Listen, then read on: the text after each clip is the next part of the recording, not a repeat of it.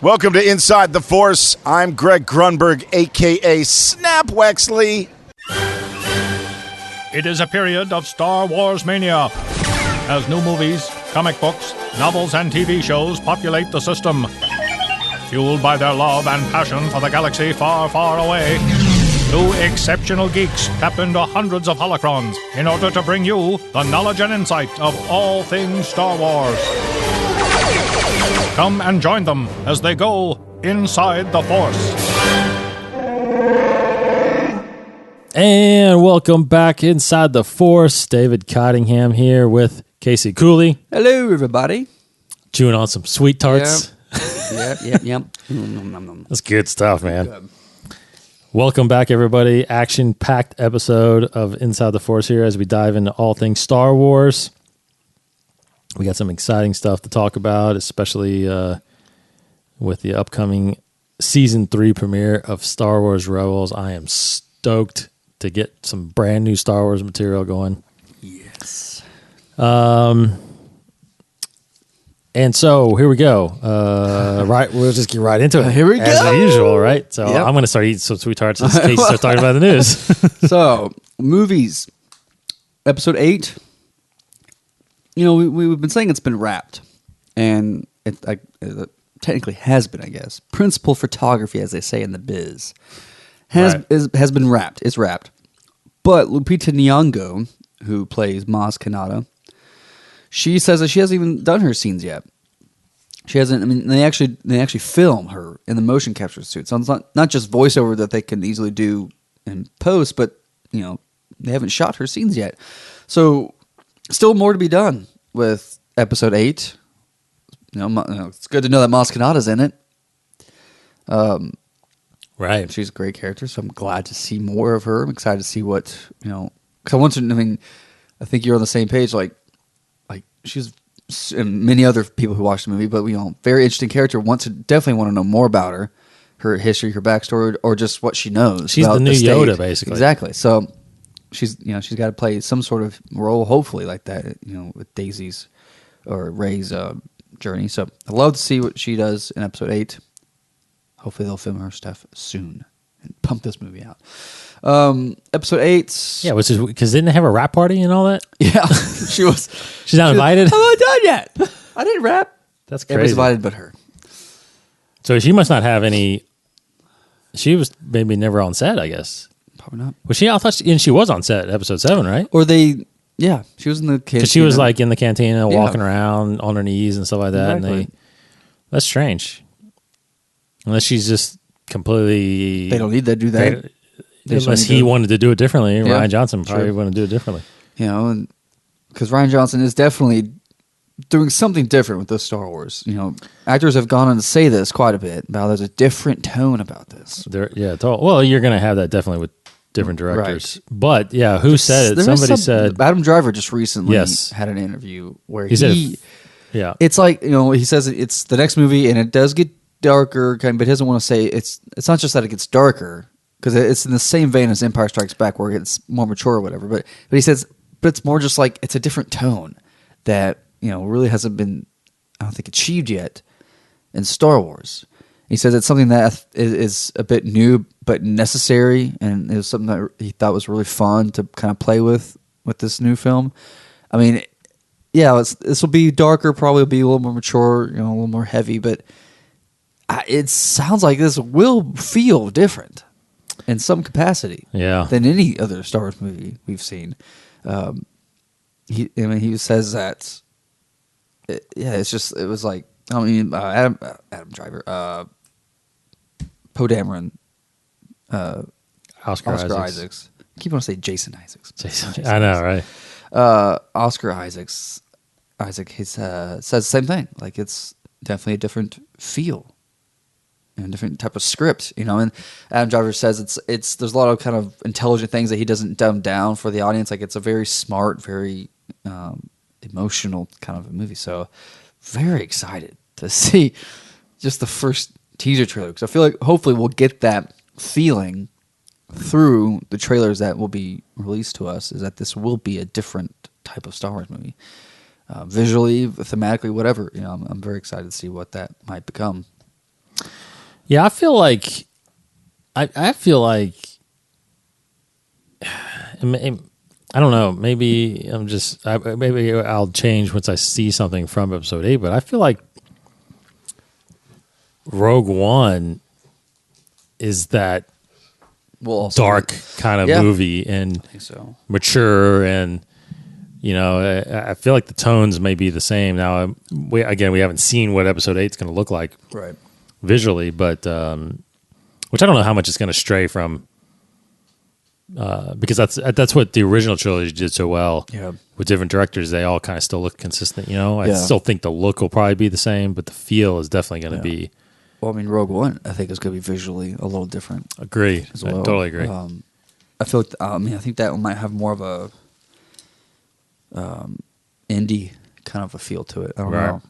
Just hearing how he shot it, it sounded different. It sounded more like an indie film, which he's an indie director, so Do we know what camera he shot with? He shot on film. but I'm gonna guess it's the Alexa, but I can look that up real quick. Rogue One, right? Or The film Alexa. Ari. Yeah, Some the Ari, Ari. or some Ari camera. Sorry. Let's see if they listed that yet on IMDb.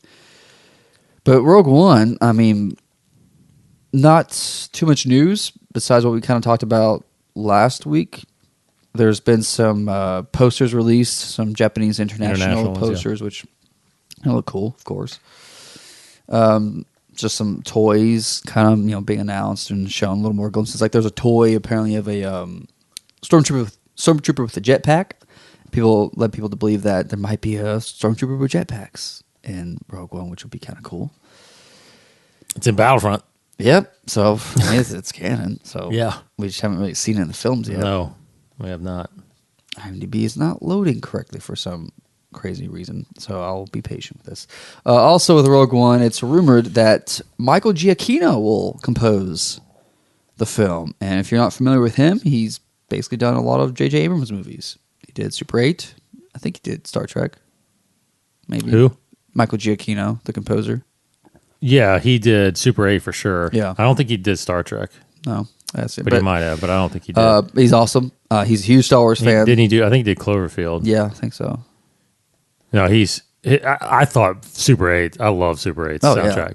Absolutely. The score. It's phenomenal. Because he's also very he's inspired by John Williams. Yes. a lot of art, but he's very just like all these other filmmakers. So are he's doing getting. episode 8. No, they're thinking that Or he's doing Rogue One. Oh, That's he's what doing they're Rogue One. Yeah. Yeah, that's right. John Williams doing episode 8, obviously. Yep. It says IMDb says here that they shot the Ari Alexa 65. They shot 6.5K. The Alexa. Yep. Alexa 65. So that's the digital camera, I guess right? so. Yeah. Yeah. Master format is a digital intermediate 4K. Yeah. Alexa is Yeah. digital. Wow. Let's see. There's some getting away from the red when they're and going with that camera. It's either Red or Alexa. Yeah. Ari Alexa or something like that. So it's. I wonder if Ryan what he's I doing. wonder if they listed that. Let's take a look. Because JJ shot on film. Yeah. Yes, he did. Yeah, I remember some set pictures. I think Ryan might have shot on film too. I thought he did. Yeah, I think he's doing film too. Because isn't he doing some IMAX? I think so. And Rogue One did some, I think, Yeah. IMAX as well. Episode 8 says here, yep, they did Panavision, Panaflex, Yeah. Millennium, and all of this stuff. Film processing, yeah. So they did film. Yeah, 35 millimeter.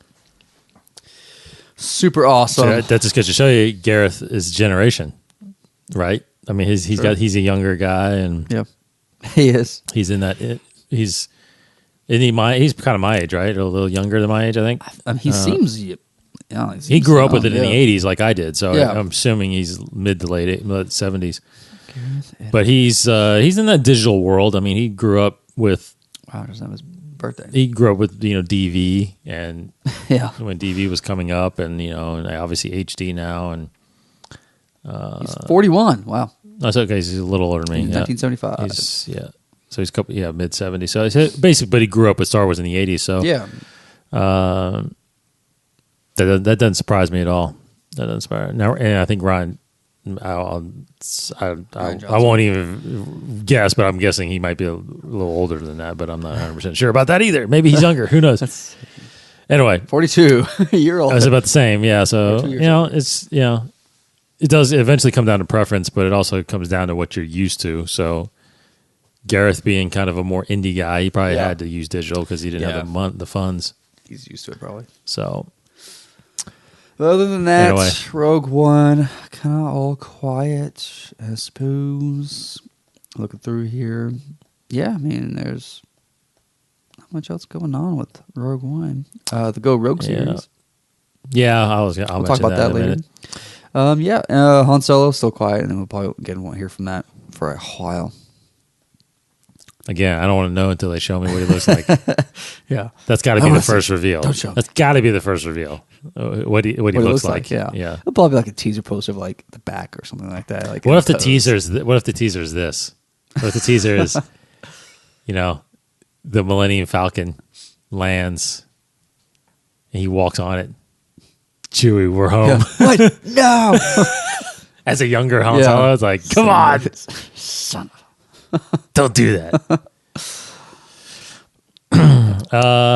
Okay, so kind of transitioning to just a brief season 3 coming Yes. next Saturday here. I say next Saturday, the September 24th, a little over a week from now, from when this podcast comes out. Season 3. Now they have released the first titles of the first 6 episodes. Yeah. 1 and 2 are Steps into Shadow. That's parts 1 and 2. So it's, each season, then it's been an hour-long premiere so far, each season 1 and 2. Episode 3 is called The Holocrons of Fate. 4 is The Antilles Extraction. Ooh. Pretty cool. Yeah. 5 is Hera's Heroes. And then 6 is The Last Battle. So, interesting. The Last Battle. That's it. Yeah. It's like 6 That's the end of the season. 6 episodes all we're getting. No, I am. I was at Celebration Anaheim when they premiered season 2. So since I had already seen it, I wasn't as stoked. Yeah. I'm freaking stoked this week or this year to get some more Rebels because it's happening to me very similar to Clone Wars, where Clone Wars started off to me kind of slow and kind of introducing a lot of people, Right. and you had to do that obviously with this because you didn't know anybody, right? In Clone Wars, you knew Anakin and Ahsoka, and you got introduced to, well, if you saw the movie, you got introduced to Captain Rex already, but you got Commander Cody and all these characters you're trying to get to know, but a lot more Jedi, right? Well, Rebels, you just didn't know any of them, right? I mean, you were. It was great to see Obi-Wan in that first episode. Obviously Vader and Tarkin and stuff like that, but you didn't know who Kanan was, and Ezra and Sabine and Hera and Zeb and Chopper and all this stuff. So, but now that we know them, like Clone Wars, I mean, now it's all about really the stories, and they are just, because it's so, again, it's just like Rogue One, it's so close to stuff that we're so familiar about. It's like, again, being able to bring in Antilles and see how he started, right? And you got a little bit of Lando already, and you got Leia on a little bit, and I have a feeling somehow we're going to run into Chewie or Han possibly at some point. Yeah. But of course, Thrawn this season is just like, I mean, come on, it's like, I really liked how they brought Maul back, but man, Thrawn is somebody that, I mean, I think it's safe to say that there's not a Star Wars fan out there that's not a fan of Thrawn or wants to see that, right? Exactly. Because that was the big gripe about the EU being non-canon. Like, what, you telling me that Thrawn trilogy is not canon? So and obviously everybody's hoping that he would show up in the film 789 or something like that, but no, I think it's, it seems like, which I don't mind. It seems like they're almost shifting the focus to the villains with Maul and Thrawn because I mean, look at the poster and stuff. That it's just them, and then it's got Ezra and Sabine. That's really it. Yeah.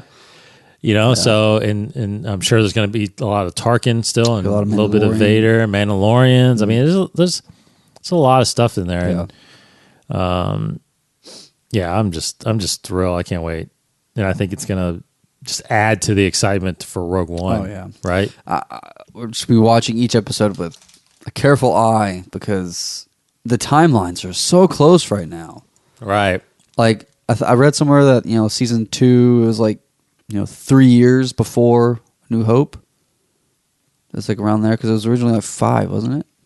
Well, the series started at 5. Yeah, I think maybe where season 3 picks up. I think it's where season 3 picks up. It's going to be like it's like season 2. I think it was pretty close. Yeah, because didn't they say it was like same one we mentioned a little bit over a year? Yeah, we were. I think it was the 2 seasons because he experienced Empire Day during season 1. I don't think did they make it to season Empire Day in season 2 unless they just didn't mention it. I don't remember. Yeah. But anyway, they just look. Oh, you can tell by Ezra. I mean, he looks older. Yeah. He didn't look older in season 2, really. Yeah. So, no, this definitely is getting closer. It's not. Yeah. If we stick to our guns and say that we still believe Rogue One is literally It's butted up to supposed episode to be, 4, yeah. I think it is. Then we're still a few years away from that Yeah. in Rebels, but to know that there's elements in there that could, lead to it. I mean, because think about it, Krennic has got to be around, right? He is. He's got to be. He is definitely. So Yeah. it's safe to say he's probably going to show up in Rebels, maybe. He could. He very well could. I mean, why not? Yeah. Yeah, or even Death Troopers. Well, Yeah. like if there's no way we can just see Death Troopers in a movie. They all might be very because Death Troopers are specifically for Krennic, so they all might be on Scarif right now during this time. Like Yeah, because that's building the Death interesting how Star. they explain how they will explain that. Yeah. Like why aren't they ever in the original trilogy? Well, the AT-ACT that's on Correct. Scarif in the trailer. So all this stuff. Just like he has his own squad of things He's got that's not. his prototype ships, prototype walkers, his stormtroopers, and all fails. So they probably just like, no, this didn't do anything. Oh, that's true. Maybe they're experiments. I guess, right? Probably because it's a big military base. So they probably it's like Area 51 for the Empire probably. And see, what's awesome is like think about it in Rebels, right? They found out that there was something being built over Geonosis. Yeah, So it's like, yeah. does somebody stumble upon Scarif, and then there's the freaking Death Star getting built? It's like, Yeah. I mean, that's pretty awesome to think about. Or it would just be so cool to see them connect the TV to the movies somehow. And I know they're doing a little bit with Saw Gerrera, Yeah. but to see like a scene or see like I don't know, it's What if the Rebels in the Rebels show they stumble upon Scarif for like a brief moment? We see the Death Star for like a brief moment, an animated Death Star, like totally hovering over Scarif. See, I think the ultimate. Oh man, you really. God, I was about to say you really can't do it because you would know the fate. What I was about to say was how freaking cool would it be if the Ghost crew was met up with her crew In the movie? in the movie, Yeah. and obviously Vader was there, and but you can't show their fate because the season still keeps Yeah. going. It's like Yeah. we'd be like, oh, I know how this ends. Yeah, we got 2 more years. Yeah, 3 more years. That's But that would explain why they're not in episode 4. I mean, right? Something's got to happen to Ezra. Something's got to happen to Ghost. Yeah, whether Something's they gotta die happen. or not. Yeah. Or they all decide not to do the cause Yeah. anymore for some reason. But they're in the beginning, so I don't know. It's something's got to happen to them. Yeah. And it would maybe make sense that they show up at Scarif, or they get into one of the battles, and because it's interesting. It's interesting when you read the crawl, right, in episode 4. Yeah. It says in the first paragraph. Now, if anybody watched the live stream at Celebration, Right. you didn't. I don't think you saw it. No, but I saw the crawl. They released the crawl, how they did it. Oh, they did release Yeah. that. Okay, so you know how they Yeah. focused on that second paragraph, Yeah, right? Tilted or right side. Right up, and then. Yeah. But the first paragraph, if you read it, it's even more telling, right? Because it says it is a period of civil war. Rebel spies striking from a hidden base. Now I'm pulling this all from memory, right? Yeah. Striking from a hidden He's that base good, guys. have won their first battle Yeah. against the evil Galactic Empire, right? So they won a battle. So I'm assuming that it's this battle on Scarif, Yeah. right? So they're striking from a hidden base, Yavin Yeah. 4. They strike on They find out that this Death Star is hovering above Scarif. They go there. Now, so I'm just assuming, again, this is totally me, but I'm guessing that Jyn Erso's group, Yeah. they're not the only cell that's going to Scarif. Okay. Because to me, that little ship of rebels again, Yeah. they're not the ones winning the battle. Yeah. They're the ones there to steal the plans. Right. Because it says, and that's what it says in the second paragraph, right? During the battle, Yeah. rebel spies managed to steal. So the battle's going on. They go in and intercept and extract and obviously get it to Leia, right? So it's fair to say that the Ghost crew and Wedge, and I mean they all are in that battle while Jyn Erso is going. See, so there's like you can do probably like 5 movies just on that on the different rebel cells that are because remember, think about this too. As of right now in Star Wars Rebels, or actually, you maybe correct me if I'm wrong because maybe I'm saying this wrong, but as of right now, because if you remember in Episode 4, it's called the Rebel Alliance. Right. Have they aligned themselves yet officially? Oh, I don't know if they've made that. Because I know in name. season 2 they talked about there's different cells Yeah. and that they need to get together. I don't think they refer to themselves But as that eventually they sign something that says that we are all aligning. That's what then it's now the Rebel Alliance. Because you remember that because they haven't because they haven't picked the symbol yet, right? yet. Right. I don't think, right? No, I mean, we haven't seen it. The Rebel symbol hasn't Right. been officially picked. So that's the Rebel Alliance symbol. So so they haven't done that yet. Yeah. I mean, it's safe to assume that's going to come from is it Sabine's symbol or is it Ezra's symbol? No, it's Sabine that's been Sabine's- drawn. Yeah, That. so It's a take on it. Yeah, it looks safe like to it. say it's an evolution from that. Totally. I mean, they're just so close in relationship that it'd be hard. It's not impossible, but it'd be hard. I feel like to not reference the Ghost Crew or something of what they've done in Rogue One. Totally agree. Like even if it's just like a sentence, like Yeah, like Kanan got this. Or Yeah, Ezra. I don't know. or even if it's just like some sort of like we had help from one of our first squads, whatever I don't know, called the Ghost Crew. I don't know, aka something like that. Ghost Squadron, Ghost Crew, or how they want to refer to them in the movie. Like just a little reference like that. Totally. I think would be so cool. I think I would think you should do it, but Yeah. but maybe they don't want to reveal anything about again the fate of what happens to him in the show That would make sense. I mean, that's because this thing can't go more than or if they a just couple more seasons, right? or I they mean, talk about one character's fate. If Right. anything, like Ezra, If or you maybe see Chopper's at Yavin 4. Chopper. Yeah, that would be fine. Just rolling Yeah. around. Just have him roll around. Or the ghost is in the background Yeah. in the hangar. I mean, come on, Yeah. But I think,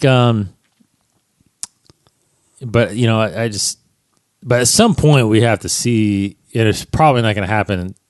Well, it already happened, obviously in Rogue One, but the whole alliance thing, that's got to be a big step that's going to happen, and maybe that's how Rebels ends. Sure. Good. Is the alliance, and Very much so. because hopefully, I don't think the same thing will happen to Clone Wars where they just get abruptly end and there's no really good ending that happens, because I think this is, I mean, let's face it, Rebels has basically been kind of like chapter 2 of Clone Wars. It's like finishing those stories that happened in there. But anyway, kind of rambled there for a little while. all But, right. but it's all Star Wars good stuff, man. It's good stuff. Just that's how passionate and stoked we are for some more stories. So what else we got? Well, on the Rebels thing, Bo-Katan, Yes. who was in the Clone Wars, she was the Mandalorian that was a true Mandalorian warrior that kind Right. of defied and The Death Watch stuff. yeah, the Death Watch stuff was kind of against all that and really fought for Mandalore. Yeah. She is making a return and coming to Star Wars Rebels. And There's been some TV spots. Oh, one clip. There's another. Yeah. We already talked about the Thrawn one. That was like a couple Correct. weeks ago. But since this past week, there was like a short clip from I assume it's the premiere episode. the With Ezra. Ezra. Oh, Oh, gosh, man. yeah. Like Dark. he's definitely getting into some dark stuff. Like Like he turns the walker. he mind controls the pilot of the chicken walker. Yes. Turn and kill his own men. Yes. That's very dark. Blast him. Yeah. Like And then I think he's making it walk off the edge. Oh, it, really? It cuts. Yeah. It looked like he started turning towards the edge. he's whereas murdering I think he's those guys. Yeah. I think he's gonna make him walk off the Oh, edge. Man, Ezra. Yeah, that's straight up murder. Yeah. Ezra murdered a guy. Yeah. I was trying to find something else on here too, but I'm talking about video games because I'll be done with Yeah. Rebels. But in terms of gaming, Battlefront, there's just been some little more clips and pictures and some more, a little bit of info about the next DLC coming out, which is the Death Star DLC. Don't have the date in front of me of when it's coming out, but the heroes and the villains you're getting Bosk, you're getting Chewbacca. You get to play on the Death Star. And what more do you want? Yeah. It's coming out very soon. This month, right? I think so. I think it might be next week. Hey. So be on the lookout for that if you guys have that. I mean, you don't need the season pass. You can download this, buy this separately. But it looks super awesome. I'm excited for space battles because there'll be space battles in this, right? Am I wrong? Yeah, no. Yeah. Like that's like the last piece of the puzzle for me to make this a true Battlefront game. Yes. I think I want to say it's September. That would be the 22nd, I think, right? Excuse me. Confirmed for September. I thought I saw it was going to be September 22nd. But I will. I don't see it right now. As you're looking at that, something I read the other day. There's a new. I mean, it's not, I guess it is technically a video game, but Obsidian Entertainment, the video game company, they have, or one guy started this, but then a lot of the other developers finished it. It's like a just for fun project, game, art piece, whatever you want to call it, that is a Star Wars game, essentially. Where it's free. If you have a PC, you could download this for free and play it for free. But this is how it kind of started. Like this one guy, this developer, wanted basically to make like the most authentic, most real, detailed model of the Millennium Falcon, like a real-time model that you can kind of like, if you're looking at it on a computer, you can scroll around it, you can move around it, zoom in on it, and it's like perfect, awesome, real-time detail. Like it's just very authentic to what the Millennium Falcon looks like. And he did that, and then it kind of just grew from there, and he brought in other friends, and it just kept growing and growing to where it eventually became a very, they kind of call it an interactive fan art piece, like a environment to where you can actually, you're a playable character walking around this environment that they created. And it's like of Tatooine, Mos Espa, Mos Eisley, or whatever. Mos Eisley. You can walk around the docking bay 94. You can walk around the inside of the Falcon, outside the Falcon. You can go in the cantina, which I think is what this is, what I'm looking at. and it's not like a game. There's no missions necessarily, but you're walking around. It looks like you have a gun. Yeah, you have like a little blaster. It looks like Battlefront. Is what this really looks like. You have a blaster. You're walking around. There's no you don't. You're not a character from Star Wars, or you don't see any other characters from Star Wars. Basically, you just see a bunch of gonk droids and astromech droids, and I'm guessing you can shoot them. I haven't yet to watch this whole clip. Yeah, it looks like you can actually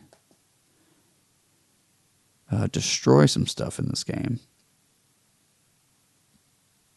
Yeah, I mean it's incredible. So it's there's no again there's no missions. It's just for fun. You just walk around and kind of enjoy what they created. But it's free and the graphics are amazing. So download it. You can download this. What site is this? Let me bring this site up really quick so I can tell you guys what it is. I mean it's a Google Drive file. Essentially, what it is. Yeah, it's not like an official release. It's not you're not gonna get a disc or anything, do it from the Xbox or PS Store or PC Store or whatever. You just the link that I got it from is from Star Wars Newsnet. So Star Wars Newsnet, I think, was contacted by this developer personally, and they were personally given the link to this. And you can go to their website, find the article, and download the link and download the file and play it. It's awesome. Mm-hmm. Cool stuff. Cool stuff. So I have a Mac, so I can't do it, unfortunately. That's all the games, unless there's another... No, that's really it. Games. Just want to talk about a pretty good Star Wars show this past week with Pablo on there.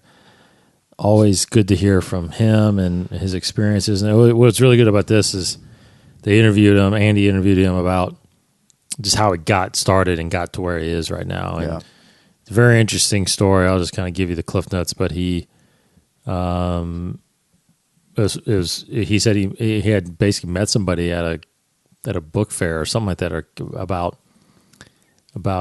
helping edit some encyclopedia or something like that, or and it was weird because then he found out there was a job opening at Lucasfilm. Mm-hmm. This is like mid 90s, and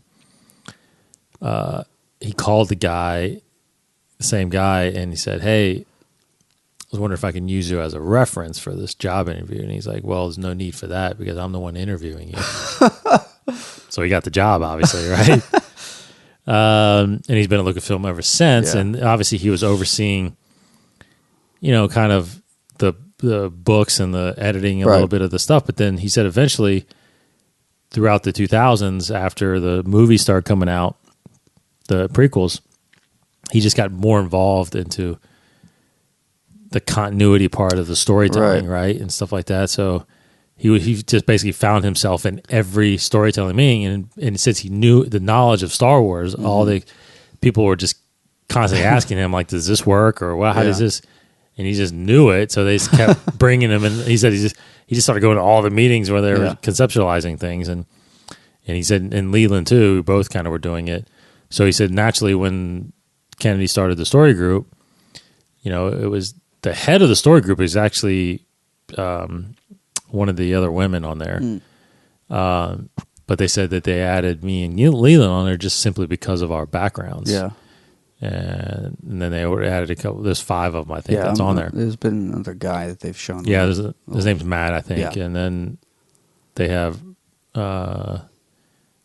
they had a girl on there too a couple weeks ago. I can't remember her name. Sorry, but anyway, Rain Roberts, I think her name is maybe. So anyway, they but the one line which was good is that Andy did mention that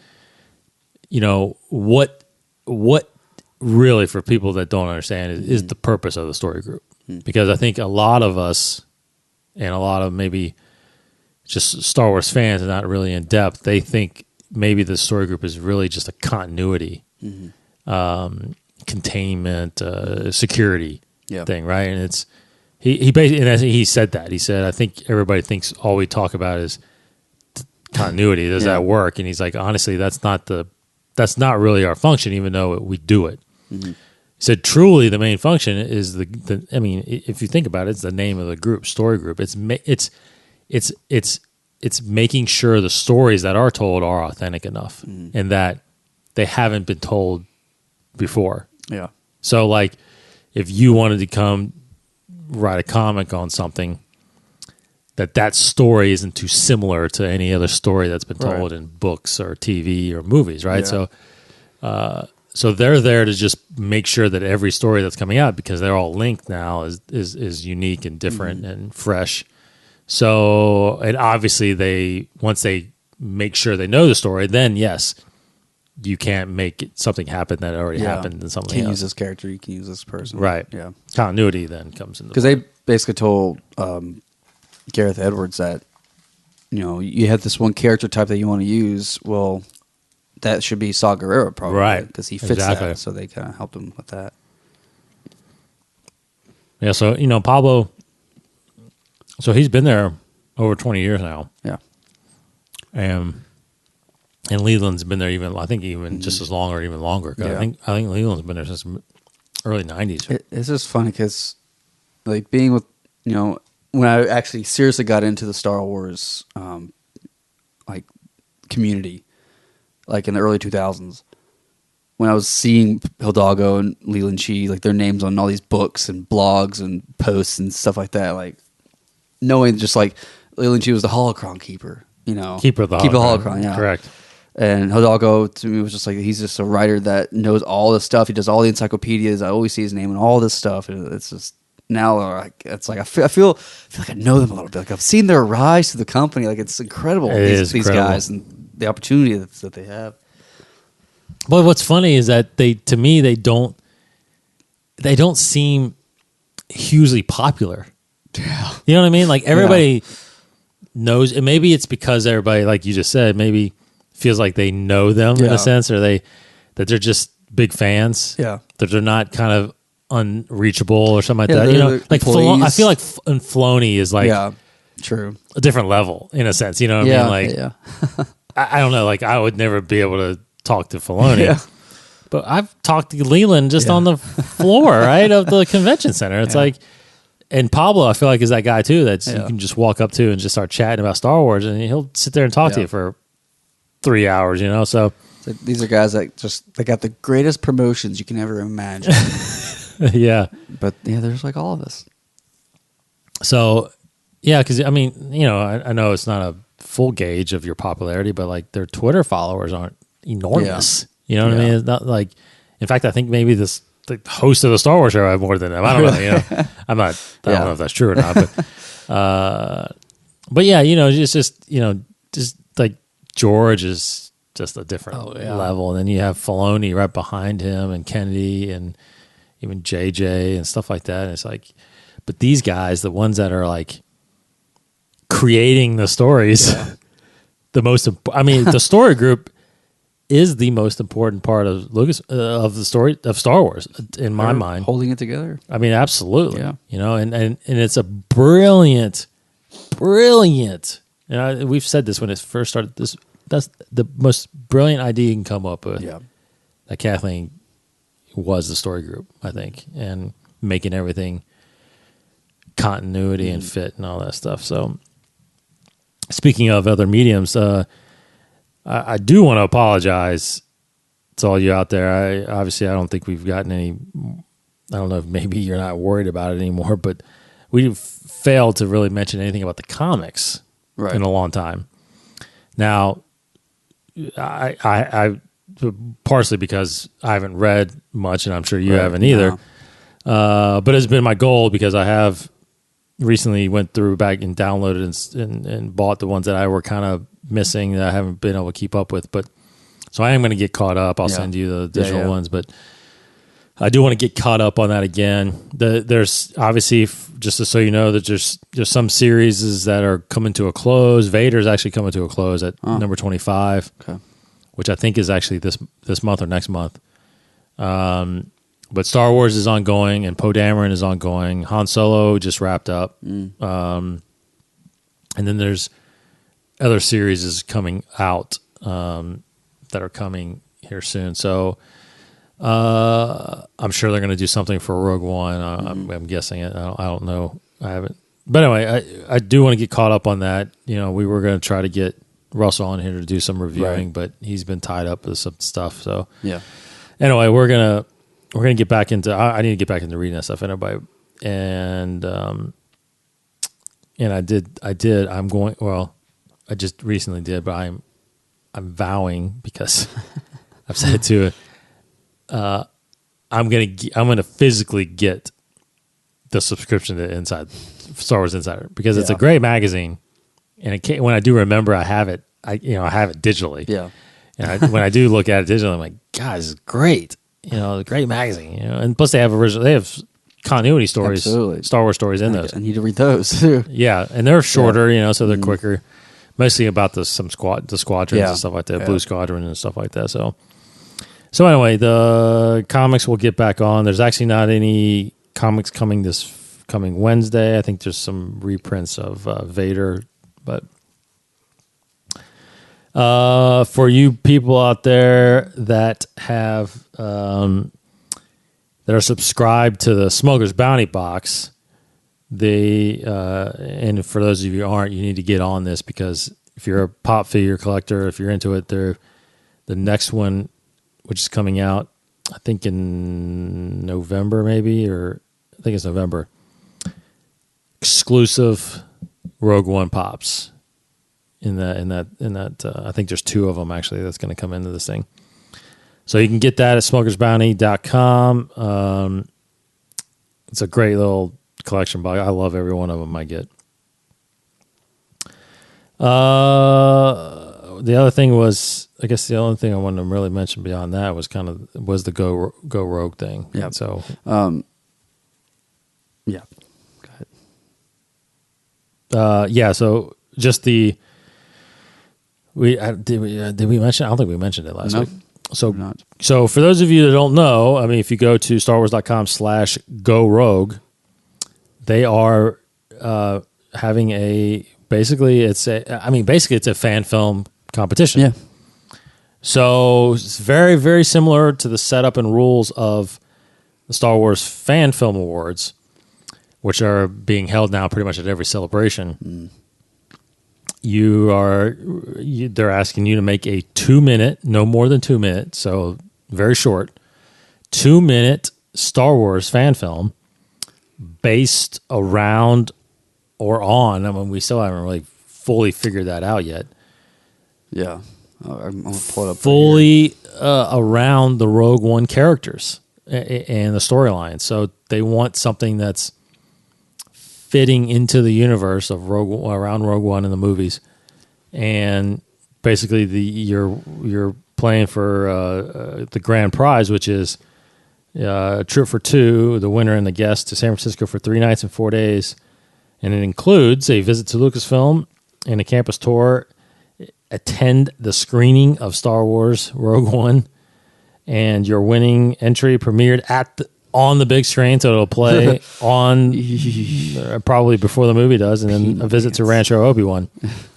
So great trip. I mean, gosh, to see Lucasfilm, that is, Yeah. I gotta see that. And and with the grand prize, there's going to be 3 winners. Correct. 3 grand prizes.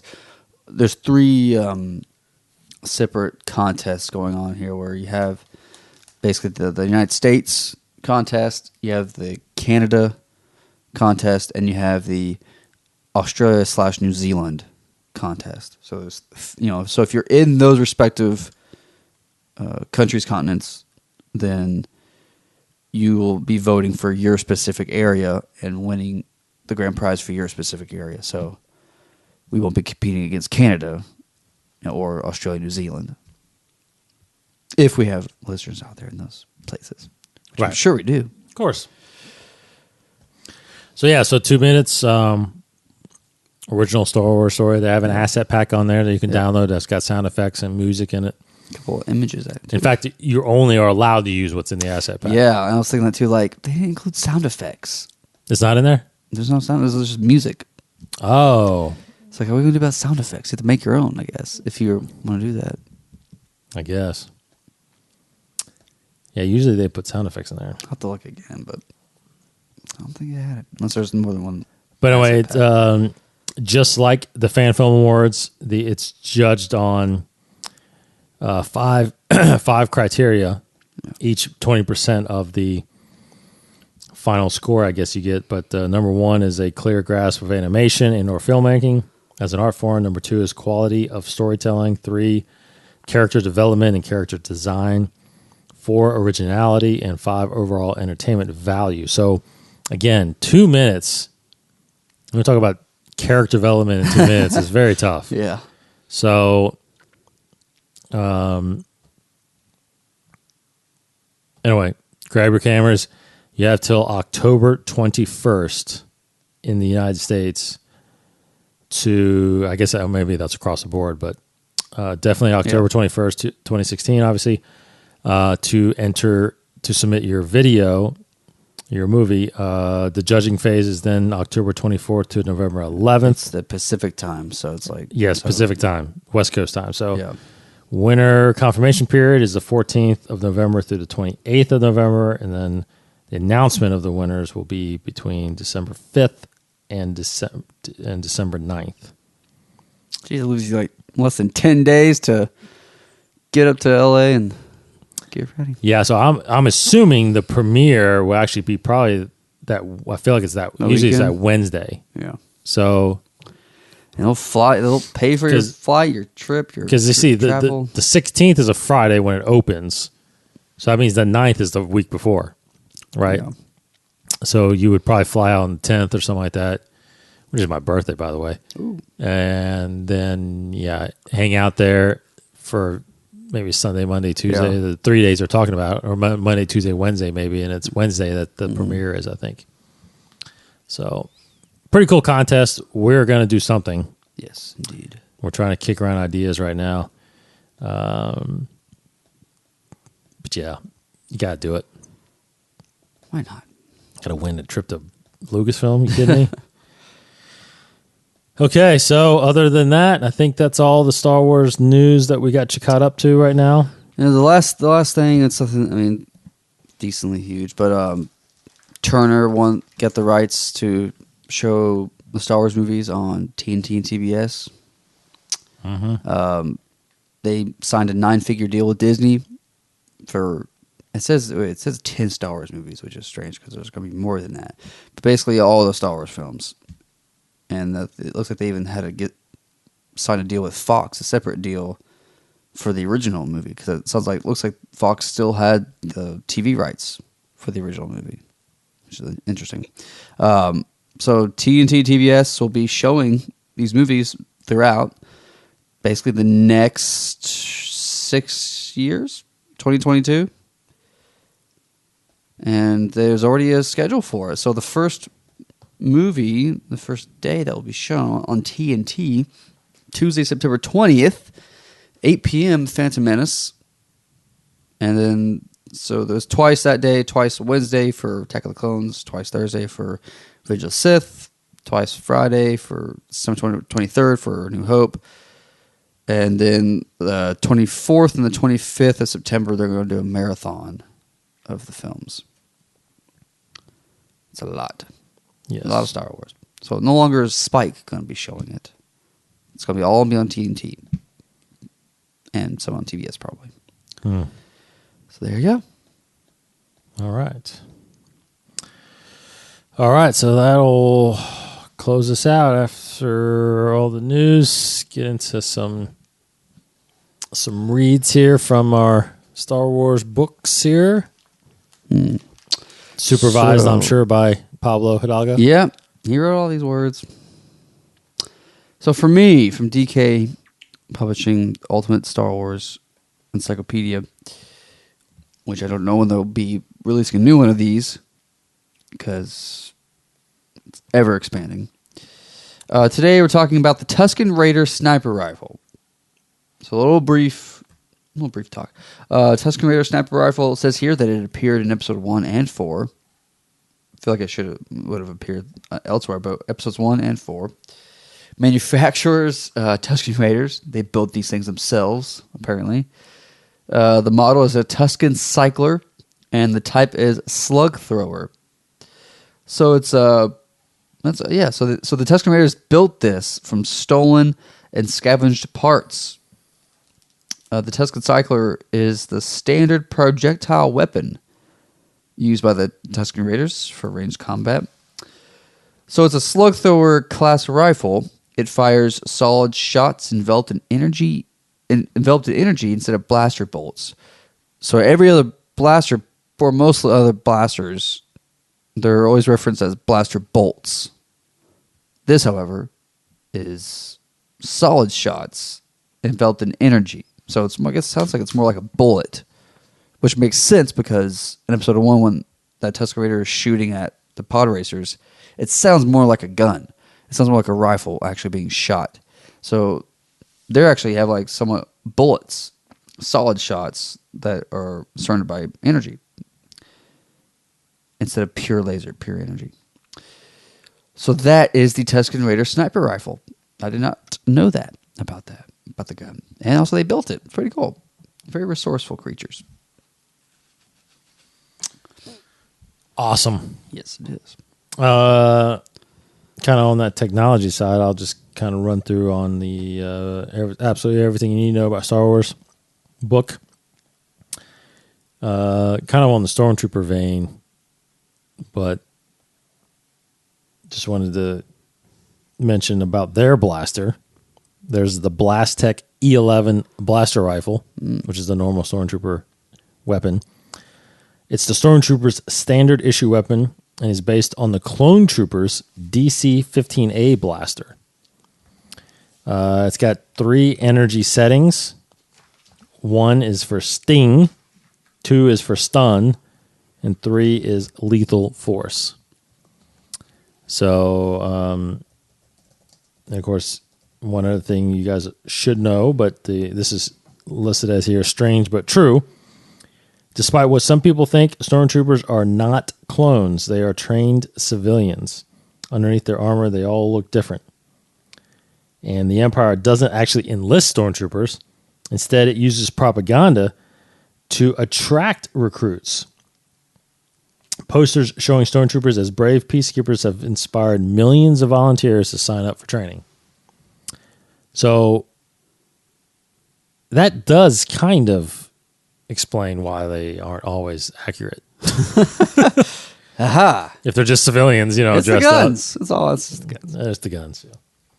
Yeah. All right, everybody. That'll do it. That'll do. That'll do for this episode of Inside the Force. Thanks for listening. InsideTheForce.com. You can go there and get links to all of our social channels, Facebook, Twitter, and, of course, listen to every episode on there. Subscribe to our RSS feed right there.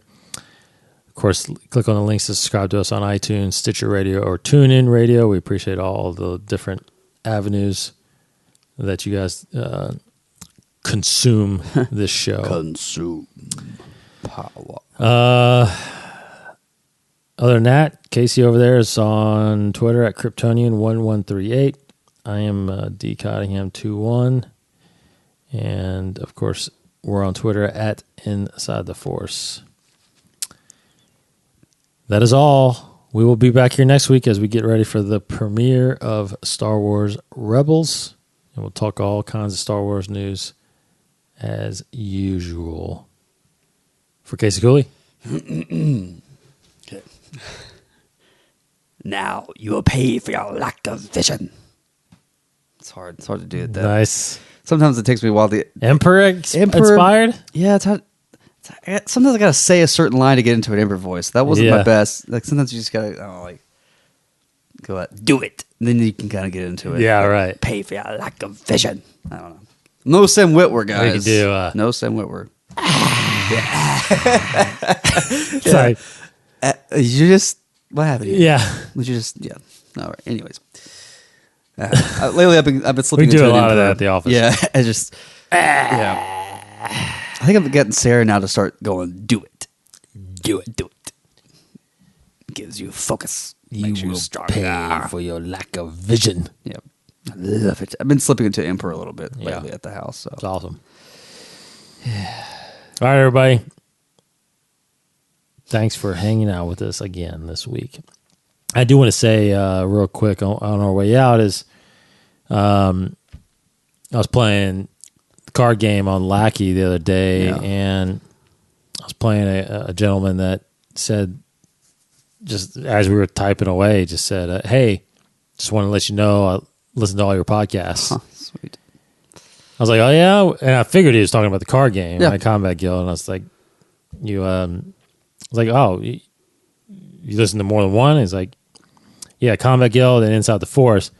He said, me and my son are going back and listening to all the Inside the Forces. Wow. And we're starting from the beginning. Wow. And he's like, we can't get enough of it, man. And I'm like, That's so awesome. I was like, thanks, man. We appreciate that. So that's why we do keep this family friendly, right? We got an 8-year-old son out there that's listening to us. So yes. learning about Star Wars, which is awesome. So I do have that vision, Casey, if we keep doing this long enough, I do have that vision of Sam sitting here talking Star Wars with us eventually. Absolutely. Because First female host. Because she's getting in there. She's getting into it. Sweet. Anyway, thanks for all you guys. Just wanted to pass that along. We appreciate everybody listening to us. That's why we do it. Yes. For Casey, Goodbye, everybody. I'm Dave Cottingham, and may the Force be with you. This has been a production of the 21 Network. For more great podcasts, visit 21network.com. To view additional content, subscribe to our YouTube channel at youtube.com/21network. Follow us on Twitter at 21network for the latest news and updates. The 21 Network, for the fan and all of us.